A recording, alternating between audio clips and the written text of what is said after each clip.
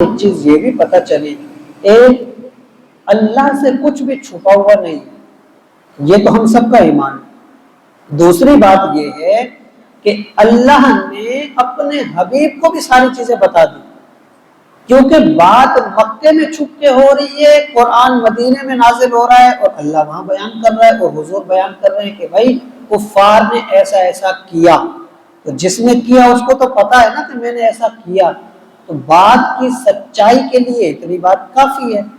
ایک چیز، دوسری چیز یہ بھی پتہ چلی کہ اسلام دشمنی کے اندر اپنے آپ کو صحیح کہنے والے یا اپنے آپ کو سچا ثابت کرنے کے لیے گرنے والے لوگ بھی موجود ہوتے ہیں۔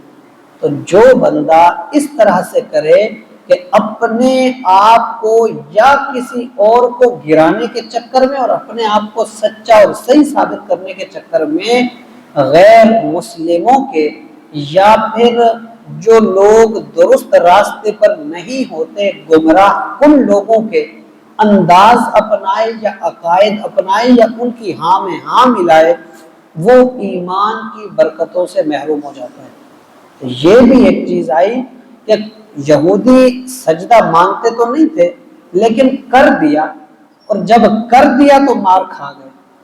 اس سے یہ چیز ثابت ہوتی ہے غیر مسلموں کے اندازوں کو اپنانا، چاہے وہ کسی بھی بنیاد پر ہو، درست نہیں ہے، اور یہ ایمان کی برکتوں کو، ایمان کی نورانیت کو ضائع کرتا ہے۔ ایک چیز یہ بری ہے اور یہ مسلمانوں کے اندر نہیں ہونی چاہیے۔ آج بہت سارے بڑے بڑے لوگ دیکھے جاتے ہیں غیر مسلموں کے تہواروں میں شرکت کرتے ہوئے، یہ اسلام کی تعلیمات نہیں ہے۔ غیر مسلموں کی رسم و رواج اور وہ اپناتے ہوئے، یہ بھی درست بات نہیں ہے۔ اور اگر کوئی شرکیہ کاموں میں، جو شرک ہے جیسے عبادت کے انداز ہے، جو کفار کی عبادتوں میں شریک ہو، پھر وہ تو مشرک ہی ہو جاتا ہے، وہ دائرہ اسلام سے کئی صورتیں ایسی ہیں جس میں وہ دائرہ اسلام میں نہیں رہتا، پھر وہ مسلمان نہیں رہتا۔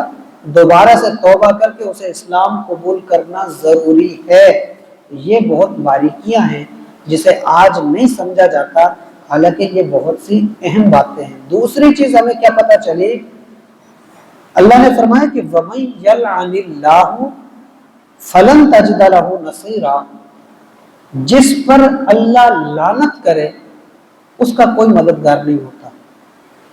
تو واضح ہے جس پر اللہ لعنت کرے اس کا تو کوئی مددگار نہیں۔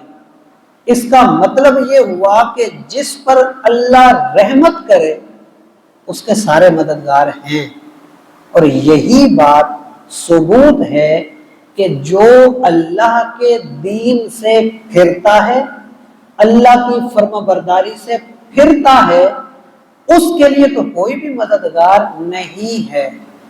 لیکن جو اللہ کا فرما بردار ہو، جسے اللہ کا راستہ چاہیے، جسے اللہ تعالیٰ کی جو محبت ہے وہ چاہیے، تو اس کے لیے پھر سارے مددگار ہوتے ہیں۔